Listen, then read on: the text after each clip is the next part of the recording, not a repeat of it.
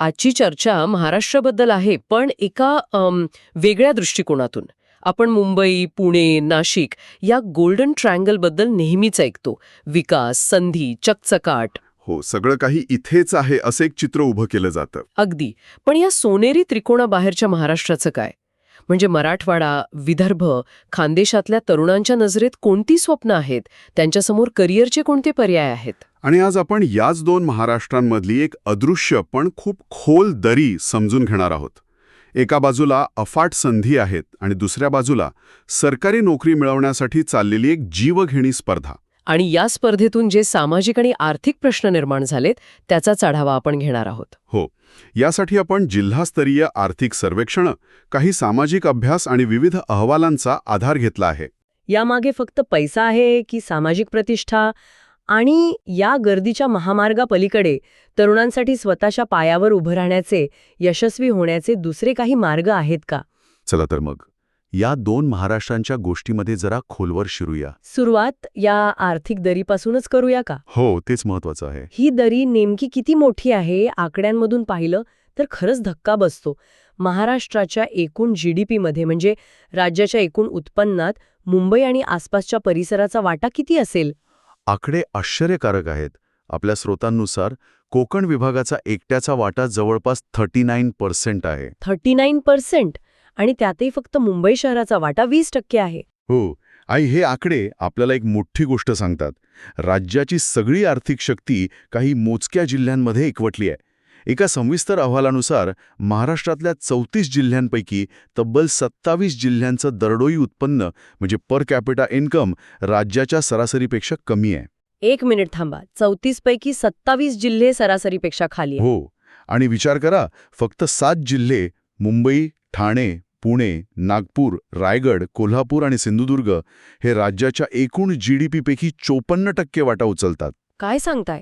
म्हणजे महाराष्ट्राची अर्ध्यापेक्षा जास्त अर्थव्यवस्था फक्त या 7 जिल्ह्यांमध्ये आहे. अगदी. आणि उरलेले 27 जिल्हे जिथे राज्याची बहुसंख्य लोकसंख्या राहते त्यांच्या वाट्याला निम्म्याहून कमी आर्थिक उत्पादन येतं.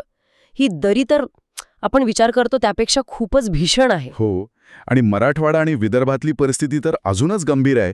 तिथेच या समस्येचं मूळ आहे. अच्छा. परभणी, बीड, हिंगोली, वाशिम यांसारख्या जिल्ह्यांमध्ये 53% पेक्षा जास्त लोकसंख्या थेट शेतीवर अवलंबून आहे. पण गंमत बघा, काय? राज्याच्या एकूण GDP मध्ये शेतीचा वाटा किती आहे? फक्त 13%? फक्त 13%. पण अवलंबून असलेले लोक निम्म्यापेक्षा जास्त आहेत. बरोबर. या प्रचंड विषमतेमुळे छुपी बेरोजगारी म्हणजे डिस्गाइज्ड अनएम्प्लॉयमेंट नावाचा प्रकार फोफावलाय. छुपी बेरोजगारी म्हणजे नेमकं काय? म्हणजे असं की एका शेतात खरं तर 2 माणसांची गरज असते, पण तिथे कुटुंबातली 5 माणसं काम करत असतात. अच्छा. वर्करनी पाहिलं तर सगळे कामाला लागलेले दिसतात, पण खरं तर त्यातले 3 जण अतिरिक्त आहेत. त्यांचं उत्पादन 0 आहे. ते बेरोजगारच आहेत, पण ते कागदावर दिसत नाही. समजलं. आणि यातूनच कमी उत्पन्न आणि निराशेचं एक दुष्टचक्र तयार झालंय. अगदी. आणि या चक्रातून बाहेर पडण्याच्या धडपडीतूनच पुढच्या संघर्षाची कहाणी सुरू होते. आणि या आर्थिक परिस्थितीतून बाहेर पडण्याचा एक सर्वात लोकप्रिय मार्ग म्हणजे शिक्षण आणि स्पर्धा परीक्षा. हो, जवळजवळ एकमेव मानला जाणारा मार्ग. इथे 2 शहरं म्हणजे जणू काही स्वप्न विकणाऱ्या फॅक्टरीज बनल्या आहेत. एक वैद्यकीय आणि अभियांत्रिकी प्रवेशासाठीचं लातूर आणि दुसरं MPSC UPSCचं मक्का म्हणजे पुणे. बरोबर. आधी आपण लातूरबद्दल बोलूया का? नक्कीच. लातूर पॅटर्न हा शब्द आता देशपातळीवर ओळखला जातो, विशेषतः नीट आणि JEEच्या तयारीसाठी. हे फक्त कोचिंग क्लास नाहीत, नाही का? नाही, अजिबात नाही. हे कॉलेज आणि कोचिंगचं एक इंटिग्रेटेड मॉडेल आहे. म्हणजे कॉलेजचा अभ्यासक्रम, वेळापत्रक, सुट्ट्यासुद्धा या स्पर्धा परीक्षांच्या तयारीनुसारच आखलेले असतात. अच्छा, म्हणजे 12वीच्या बोर्डाच्या अभ्यासासोबतच प्रवेश परीक्षेची तयारी. हो. आणि याचे परिणाम तर थक्क करणारे आहेत. आपल्या स्रोतांनुसार 2024 मध्ये एकट्या लातूर जिल्ह्यातून 1203 विद्यार्थ्यांना MBBS साठी प्रवेश मिळाला. सरकारी आणि खासगी दोन्ही मिळून. हो, आणि हा आकडा पुणे म्हणजे 873 आणि मुंबई 734 यांसारख्या मोठ्या शहरांपेक्षाही खूप जास्त आहे. बरोबर. आणि या यशामुळे लातूरची अर्थव्यवस्थाच पूर्णपणे बदलून गेलीय. दरवर्षी अंदाजे 50,000 ते 1,00,000 विद्यार्थी देशभरातून लातूरमध्ये येतात. 50,000 ते 1,00,000? हो, आणि या विद्यार्थ्यांच्या जीवावर हॉस्टेल, खाणावळी, स्टेशनरी, वाहतूक, झेरॉक्स सेंटर असा कोट्यावधी रुपयांचा एक समांतर व्यवसाय उभा राहिला आहे. म्हणजे अनेकांनी आपली पारंपरिक शेती किंवा व्यापार सोडून आता आपलं घर भाड्याने देणं किंवा टिफिन सर्व्हिस चालवणं हाच मुख्य व्यवसाय बनवला आहे. अगदी. ही झाली एका पॅटर्नची गोष्ट. आता दुसऱ्या फॅक्टरीकडे वळूया. पुणे. MPSC, UPSC करणाऱ्यांची पंढरी. हो, मराठवाडा आणि विदर्भातून आलेले हजारो तरुण तरुणी इथे आपलं नशीब आजमावण्यासाठी येतात. पण याची आर्थिक किंमत काय असते? ती किंमत खूप मोठी आहे. आपण जर खर्चाचा हिशोब केला तर फक्त कोचिंग क्लासची फी वर्षाला 30,000 रुपयांपासून ते 1.5 लाखांपर्यंत असू शकते. बापरे. आणि याशिवाय पुण्यात राहण्याचा आणि खाण्याचा खर्च तो दरमहा 8,000 ते 12,000 रुपये सहज येतो. पण मला आपल्या स्रोतांमधली एक गोष्ट खूपच वेगळी वाटली. ती म्हणजे पुण्यातली अभ्यासिका अर्थव्यवस्था. हो, ती एक वेगळीच दुनिया आहे. म्हणजे शांतपणे अभ्यास करण्यासाठी एकाग्रता लागावी म्हणून विद्यार्थी दरमहा 800 ते 1,500 रुपये देऊन एक छोटीशी खुर्ची आणि टेबल भाड्याने घेतात. हो, हे ऐकूनच या स्पर्धेची तीव्रता लक्षात येते. खरे, पण प्रश्न हा पडतो की या खर्चाचं गणित एका सामान्य कुटुंबाला कसं परवडत असेल? आणि इथेच खरा प्रश्न निर्माण होतो.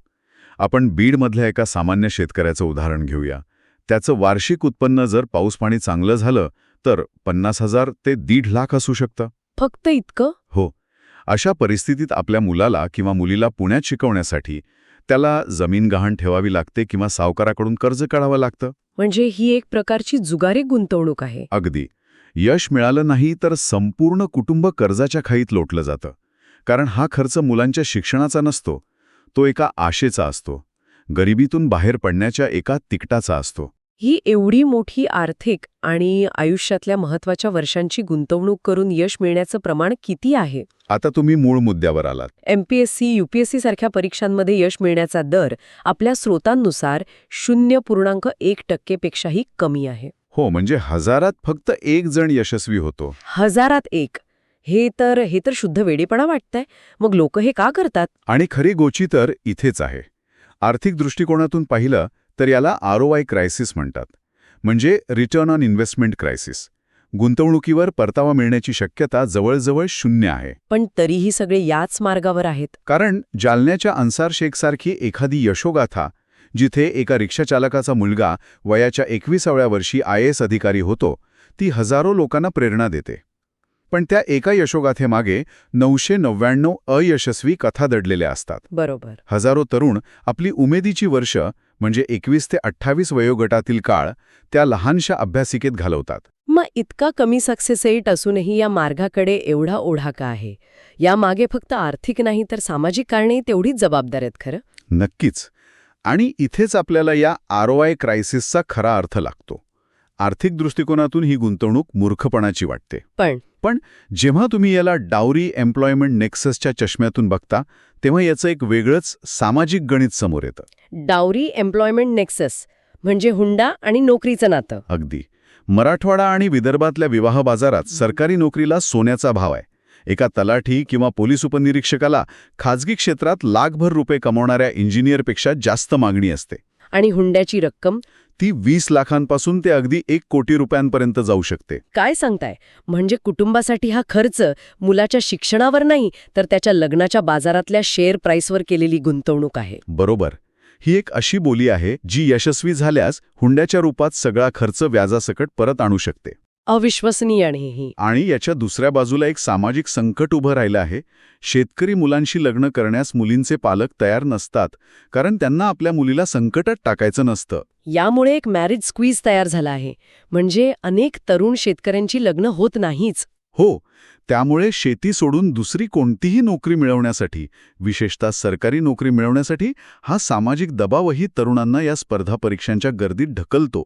आणि मग विचार करा त्या 28 वर्षाच्या तरुणाचा, जो MPSCचे 5-6 अयशस्वी प्रयत्न करून गावात परततो. तो ना इथला राहतो ना तिथला. शहरात राहण्याची त्याची आर्थिक क्षमता संपलेली असते आणि गावातल्या शेतीत त्याचं मन रमत नाही. ही लॉस्ट जनरेशन केवळ एक आकडेवारी नाही, तर लाखो तरुणांची वैयक्तिक शोकांतिका आहे. ही सगळी कहाणी ऐकून खूप निराशा येते. सगळीकडे गर्दी, स्पर्धा आणि अपयश. पण या गर्दीत हरवून न जाता स्वतःची वेगळी वाट तयार करणारे तरुण तरुणी आहेत का? हो, नक्कीच आहेत. म्हणजे या सरकारी नोकरीच्या महामार्गाच्या पलीकडे काही यशस्वी पायवाटा तयार होत आहेत का? हो, आणि त्या आता हळूहळू रुंद होत आहेत. पहिला आणि सर्वात महत्त्वाचा पर्याय म्हणजे ग्रामीण उद्योजकता. यात वीज, पाणी आणि कर्जासारख्या अनेक अडचणी आहेत. पण त्यावर मात करून काही ग्रीन शूट्स म्हणजे आशेचे अंकुर दिसत आहेत. अगदी. उदाहरणार्थ शेतकरी उत्पादक कंपन्या म्हणजेच FPCs. हे ऐकायला तर खूप आश्वासक वाटतंय, पण FPCs यशस्वी करणं खरंच इतकं सोपं आहे का? आपण असंही ऐकतो की यात स्थानिक राजकारण, व्यवस्थापनाचा अभाव या अडचणी येतात. तुमचा मुद्दा अगदी बरोबर आहे. आव्हानं खूप आहेत, पण जिथे योग्य नेतृत्व आणि पारदर्शकता आहे तिथे यशही मिळत आहे. शेतकरी एकत्र येऊन थेट मोठ्या कंपन्यांना किंवा सुपरमार्केटला माल विकत आहेत. त्यामुळे मधले दलाल आणि अडते टाळले जातात. हो, आणि शेतकऱ्यांचं उत्पन्न 20 ते 30% वाढतं. इतकंच नाही तर पशुधन आणि पोल्ट्रीमध्ये कॉन्ट्रॅक्ट फार्मिंगमुळे पिकांपेक्षा जास्त स्थिर उत्पन्न मिळत आहे. हे कसं? कापूस किंवा सोयाबीनसारखी पिकं निसर्गाच्या लहरीपणावर अवलंबून असतात, पण पोल्ट्री फार्मिंगमध्ये धोका कमी आणि परतावा निश्चित असतो. बरोबर. याशिवाय ॲग्रोटेक स्टार्टअप्सही पुढे येत आहेत. विदर्भातील कृषी सारथीसारखे स्टार्टअप्स शेतकऱ्यांना एका डिजिटल प्लॅटफॉर्मद्वारे थेट बाजारपेठेशी जोडत आहेत आणि त्यांची वार्षिक उलाढाल आता 5 कोटींपर्यंत पोहोचली आहे. पण उद्योजकता म्हटलं की भांडवल आलंच, आणि तेच तर सगळ्यांकडे नसतं. ज्या तरुणाकडे ना वडिलोपार्जित जमीन आहे ना पैसे, तो कसा बाहेर पडणार? त्यासाठी तंत्रज्ञानाने काही नव्या वाटा उघडल्या आहेत आणि इथे 2 मार्ग खूप महत्त्वाचे ठरत आहेत. कोणते? पहिला आहे डिजिटल फ्रीलान्सिंग.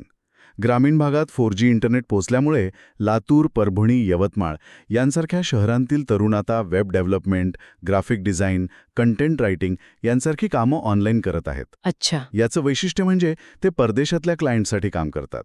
त्यामुळे कमाई डॉलरमध्ये होते, पण राहतात आपल्या गावात, त्यामुळे खर्च रुपयात होतो. अरे वा, म्हणजे कमाई डॉलरमध्ये आणि खर्च रुपयात. अगदी. यालाच अर्थशास्त्रात जिओग्राफिक आर्बिट्राज म्हणतात. सोप्या भाषेत सांगायचं तर तुम्ही मुंबईच्या दराने पगार घेताय आणि परभणीत राहताय. यामुळे बचत आणि जीवनमान दोन्ही उंचावतं. बरोबर. आणि दुसरा मार्ग आहे ITI विरुद्ध इंजिनिअरिंग. हा एक महत्वाचा मुद्दा आहे. ग्रामीण भागातील अनेक इंजिनिअरिंग कॉलेजांमधून पदवी घेऊनही नोकरीची हमी नसते. याउलट ITIमधून बाहेर पडलेल्या कुशल तंत्रज्ञानांना जसं की इलेक्ट्रिशियन, वेल्डर, फिटर यांना औद्योगिक क्षेत्रात लगेच नोकरी मिळते. म्हणजे इथे गुंतवणुकीवर परतावा ROI खूप जास्त आहे. अगदी. 4 वर्षांच्या इंजिनिअरिंग डिग्रीच्या खर्चापेक्षा ITIचा खर्च खूप कमी असतो आणि नोकरी लवकर लागते. हे सगळे वैयक्तिक पातळीवरचे प्रयत्न झाले, पण तरुणांसमोर हे जे स्किल गॅपचं आव्हान आहे, म्हणजे उद्योगांना जी कौशल्य हवी आहेत आणि तरुणांकडे जी आहेत, यातली तफावत, यावर सरकारी पातळीवर काही ठोस उपाययोजना होत आहे का? हो, यावर आता गांभीर्याने विचार सुरू झाला आहे. यासाठीच महाराष्ट्र शासनाने मित्रा म्हणजे महाराष्ट्र इन्स्टिट्यूशन फॉर ट्रान्सफॉर्मेशन या संस्थेची स्थापना केली आहे. नीती आयोगाच्या धर्तीवर. बरोबर. या संस्थेचा मुख्य उद्देशच हा आहे की राज्यातील तरुणांना उद्योगांच्या गरजेनुसार कौशल्य म्हणजेच इंडस्ट्री अलाइन्ड स्किलिंग कशी देता येतील. त्यांचे मुख्य फोकस एरिया कोणते आहेत? ते पारंपरिक कौशल्यांवर भर देत आहेत की भविष्याचा वेध घेत आहेत? ते स्पष्टपणे भविष्याचा विचार करत आहेत. त्यांचा भर AI, robotics, renewable energy, drone technology यांसारख्या क्षेत्रांवर आहे, जिथे भविष्यात मोठ्या प्रमाणात नोकऱ्या निर्माण होणार आहेत. हे तर खूपच चांगलं आहे. हो. याशिवाय महिला आणि तरुणांसाठी विशेष कार्यक्रम तयार करणे, खाजगी कंपन्यांसोबत भागीदारी करणे यावर ते काम करत आहेत. स्किल गॅप स्टडी सारख्या प्रकल्पांमधून ते उद्योगांना भेटून विचारतात की तुमच्याकडे पुढच्या 5 वर्षात कोणत्या प्रकारच्या नोकऱ्या येणार आहेत आणि त्यासाठी कोणती कौशल्य लागतील. जेणेकरून प्रशिक्षण हे मागणी आधारित असेल, पुरवठा आधारित नाही. अगदी बरोबर. तर आजच्या या सविस्तर चर्चेतून एक गोष्ट अगदी स्पष्ट होते: महाराष्ट्रात आर्थिक विकासाचं चित्र दुहेरी आहे. एका बाजूला संधींनी भरलेला गोल्डन ट्रायंगल आहे आणि दुसऱ्या बाजूला संधींच्या शोधात झगडणारा, संघर्ष करणारा उर्वरित महाराष्ट्र आहे. आणि या संघर्षातून बाहेर पडण्यासाठी सरकारी नोकरीचा मार्ग आकर्षक वाटतो, यात काही शंका नाही. सामाजिक प्रतिष्ठा आणि आर्थिक स्थिरतेमुळे, पण तो अत्यंत जोखमीचा आणि मोजक्याच लोकांसाठी यशस्वी ठरणारा आहे. यशाची शक्यता 1% कमी आहे, ही वस्तुस्थिती स्वीकारायलाच हवी. पण त्याचवेळी या निराशेच्या पलीकडे आशेचे किरणही दिसत आहेत. हो. डिजिटल अर्थव्यवस्था, ॲग्रोटेक आणि कुशल तंत्रज्ञानावर आधारित नवे मार्ग तयार होत आहेत. यात सुरुवातीला संघर्ष आहे, अनिश्चितता आहे, पण यशाची शक्यता आणि स्वतःच्या पायावर उभं राहण्याचं समाधान जास्त असू शकतं. आणि म्हणूनच आजच्या चर्चेच्या शेवटी प्रत्येक तरुणाने स्वतःला एक प्रश्न विचारण्याची गरज आहे. खरी जोखीम कोणती आहे? जिथे 99% पेक्षा जास्त अपयशाची शक्यता आहे, त्या गर्दीच्या वाटेवर आपली उमेदीची वर्ष खर्च करत राहणं, की थोडं धाडस करून, नवी कौशल्य शिकून, स्वतःची एक वेगळी, लहान का होईना पण स्वतःची वाट शोधणं. याचा निर्णय प्रत्येकाने आपल्या परिस्थितीचा आणि क्षमतेचा विचार करून घ्यायला हवा.